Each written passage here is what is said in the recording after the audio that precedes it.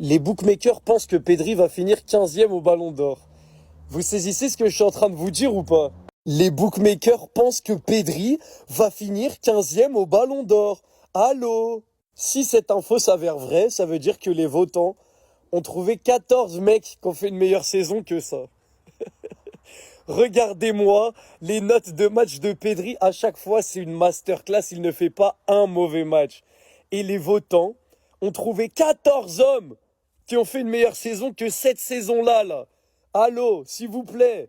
L'homme qui, on le rappelle, est le joueur avec le plus de trophées d'homme du match en Liga et en Ligue des Champions, avec notamment en quart de finale de Ligue des Champions, homme du match à l'aller, homme du match au retour. L'homme qui a permis à la deuxième meilleure équipe de la saison de faire triplé national, avec ce genre de masterclass en classico, en finale de Coupe du Roi. Un but, 3 passes clés, 8 interventions, 8,2 de notes de match. Mais ce mec-là, il y a 14 hommes qui ont fait une meilleure saison que lui. C'est quoi ça? Ce genre de masterclass également contre l'Atlético, en étant MVP avec un but, 89% de précision de passe, 3 dribbles réussis, 100% de passes longues, 13 récupérations. Ce genre de masterclass contre l'Atlético, et j'en passe, parce qu'il a fait des masterclass toute la saison. Donc vous allez me dire que lors de la révélation du Ballon d'Or, il y a 14 joueurs qui seront devant ce mec-là. Je ne veux pas y croire, j'espère que les bookmakers se trompent, parce que sinon, c'est clairement la mort du football. Pedri 15e au Ballon d'Or, c'est la pire info que j'ai entendue aujourd'hui.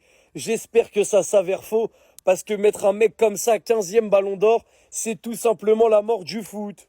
Liverpool, ils ont une grosse attaque. Arsenal aussi a une grosse attaque. Man City aussi a une grosse attaque. Tottenham aussi a une bonne attaque. Et est-ce que pour autant, on doit trembler? Je vous dis que non, les gars. Soyons sereins, soyons optimistes, parce que offensivement, franchement, il y a de quoi faire. Et dites-vous que là, il manque Gittens et il manque Delap. Il manque même Marc Guiou. Et franchement, j'ai envie d'y croire. Cette attaque amenée par le grand Cole Palmer qui nous lâche une grosse saison, oui, j'en rêve. Avec sur le côté des ailiers qui font mal. Pedro Neto, mon gars, lui, j'ai pas de doute, il va nous faire une grosse saison. Estevao, il arrive du Brésil, ça parle de lui comme un des plus gros cracks du monde. Il a attendu, pour le moment, il fait un bon début de saison, il montre de bonnes choses, mais lui, il faudra être patient, il faudra être tranquille. Pareil, j'ai envie d'y croire. Garnacho, pareil. Il a tellement forcé pour venir chez nous, il a refusé je sais pas combien d'offres, il a pas fait tout ça pour flop. Je ne peux pas y croire. Il a pas fait tout ça pour nous sortir une saison de merde et être nul à chier, c'est pas possible. Donc oui, Garnacho, j'ai envie d'y croire. Et puis après, en pointe de l'attaque, bon là, y a pas de doute à se faire. Joao Pedro, les gars, le joueur qui nous manquait en fait. Le joueur qu'il nous fallait, un finisseur, un mec capable de marquer des buts, un mec aussi capable de faire du jeu, il sait tout faire. Et en tout cas, il est capable de tout faire. Et lui, j'ai pas de doute. Et surtout qu'on va avoir besoin d'un très grand, mais je dis bien d'un très grand Joao Pedro cette saison. Mais il sera là. Il n'y a pas de souci. Oui, les gars, les autres, ils ont des vraies attaques. Ils ont du Isaac, ils ont du Ekitike, ils ont du Gyökeres, ils ont du Haaland, ils ont du Xavi Simon, ils ont du Mohamed Kudus, ou Kudus, j'arrive pas à le prononcer. Je m'en fous, vous avez compris. Et dans tous les cas, on doit pas avoir peur, les gars. Ils sont là, ils sont en mission. N'ayez pas de crainte. On va faire mal cette saison. Naïef Aguerd, le soldat marocain, est là. Benjamin, frappe de bâtard, Pavard est là. Robinho, El Fenomeno est là. Igor Paixão do Brésil est enfin là. Le retour indispensable de Facundo Medina est là. Et Mason, le Starboy, est là. On oublie le faux départ. La saison commence maintenant avec une compo qui à 1 ou 2 joueurs près devrait ressembler à ça. Confirmé par Roberto De Zerbi. On va essayer de mettre les 6 nouvelles recrues sur le terrain tout de suite. Tout le monde est disponible pour le match de demain. Ça, c'est lourd. Igor Paixão revient. On verra s'il peut débuter le match ou non. Facundo Medina peut débuter. Il a été une lourde perte pour nous. Emerson a un peu de retard sur la préparation. Donc, comme je vous disais, voilà la compo. Déjà, ça fait plaisir d'avoir une vraie défense. Murillo, Pavard, Aguerd, Medina, on l'a beaucoup dit, Balerdi sera sur le banc. Il a joué tard avec l'Argentine. Et c'est pas plus mal d'avoir cette association-là. Aguerd, Pavard, si ça marche, ça peut être la charnière cette année. Højbjerg, Gomez, Nadir, qui mérite aussi sa place, vu les gros matchs qu'il a fait. Et devant, Greenwood, Guiri, c'est bien de lui faire confiance aussi, voilà, pour le mettre dans le bain. Et Paixão, je pense pas qu'il va être titulaire, parce que voilà, pour son premier match, je pense qu'il va rentrer, que ce sera Traoré, faut pas l'oublier aussi, qui avait fait un super match à Lyon. On a un effectif, les gars, ça fait plaisir, franchement. Allez l'OM, demain 20h45, il faut la victoire. Heureusement que le Sénégal, ils ont gagné, les frères. Parce que là, Si le Sénégal avait perdu, je pense qu'on aurait vu l'un des plus gros scandales de l'histoire du football africain, les frères. Là, le Sénégal se serait fait voler, clairement. Parce que les erreurs d'arbitrage en faveur du Congo, c'était trop, les frères. Rien que là, quand on voit ça, je suis désolé, c'est pénalty tous les jours. Pénalty tous les jours, les gars. Déjà, il est dans la surface, c'est clair et net. Après, ceux qui vont dire, ouais, il n'est pas complètement dans la surface, il est sur la ligne. La ligne, c'est considéré comme la surface. Ça, c'est une première chose. Et deuxième chose, les frères, on voit bien. Regardez, les gars.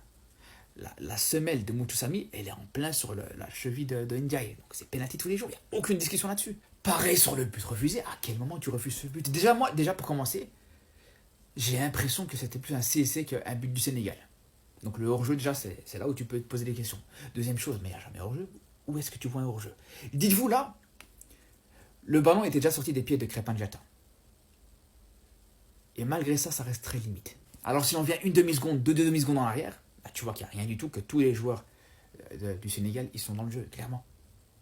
Mais bon, avec l'arbitrage qui est mauvais, il n'y a pas de VAR, la réalisation d'image qui est mauvaise aussi, tu vois même pas, tu n'as même pas une image digne de ce nom pour pouvoir voir s'il y a hors-jeu ou pas. Mais bref, heureusement pour le Sénégal, juste derrière, on était chercher la victoire. C'est le plus important. Le jour où un pays d'Afrique gagnera la Coupe du Monde, voilà, il faudra se mouiller la nuque. J'ai vu un mec dire ça sur Twitter, moi je vais surenchérir. Déjà, le jour où ça va arriver, on va plus respirer les gars. On va plus respirer, je vous jure, pour le bien du football. Si c'est la Côte d'Ivoire, le Sénégal, le Mali qui gagne, et plus personne pourra critiquer le pays, même si on dit économiquement, ouais vous êtes en guerre, ouais je sais pas quoi, on s'en fout, on a la Coupe du Monde. C'est tout. Si c'est le Maroc, franchement, ça sera mérité. Et si c'est l'Algérie, on pourra même plus parler les gars. Est-ce que vous vous rendez compte si c'est Algérie, Cameroun, Maroc, tout ça, on pourra plus parler. Donc pour le bien du football, s'il y a un pays qui doit gagner la Coupe du Monde qui est en Afrique, c'est la Namibie. Voilà, la Namibie, c'est un pays, ils ont pas de buzz. C'est un pays, ils sont plutôt humbles parce qu'on n'entend pas trop parler d'eux. S'ils gagnent la Coupe du Monde, il n'y aura pas de problème. La Namibie ou la Guinée équatoriale ou je sais pas quoi. Voilà. Parce que si c'est une des grandes nations d'Afrique qui gagne, les gars, vous allez plus respirer. Plus personne pourra critiquer le pays. Dès qu'on parlera un débat, oui, mais est-ce que tu as la Coupe du Monde? Et qu'est-ce que on pourra rien dire. Tu veux dire quoi? Est-ce qu'il a tort? Non. C'est tout. Économiquement, on dit, ah, ton pays, c'est chaud, haha, regarde-le, lui, il fait partie de ta communauté. Ok, mais j'ai la Coupe du Monde. C'est cru? Est-ce que je peux dire quelque chose? Non, je me tais. Dernière vidéo de la journée, les frères. Il y a un an, on comparait Hendrick et Lamine Yamal. Dites-vous, il y a un an, Lamine Yamal commençait la saison, les frères, avec l'Euro remporté, meilleur jeune, tout ça. 8e au Ballon d'Or. Ils sont venus comparer Lamine Yamal avec ce jeune-là. Je ne sais même plus il est rendu où. Je ne sais plus il est où. Parce que les Madrilènes, c'est vrai que ça fait un petit bout, on vous a lâché. Hein. Il est passé où ce petit-là? Il s'est passé quoi? D'ailleurs, je lui ai sorti des vidéos de lui. On m'a dit qu'il s'est marié. Donc lui, 18 ans. Sa carrière n'a même pas commencé. Au lieu d'aller chercher du temps de jeu, faire des prêts, je ne sais pas trop quoi, pour pouvoir quitter même ce club. Non. Il est là, il vient blaguer les gens, mettre un penalty ou bien une tête en Coupe du Roi face à des équipes de D5. Ensuite, venir courir partout, se dire que non, il mérite d'être là. Les Madrilènes ont comparé ce petit. En fait, si on pouvait remonter le temps, les Madrilènes ont comparé le petit là avec Lamine Yamal. Imaginez la dinguerie. Le Ballon d'Or.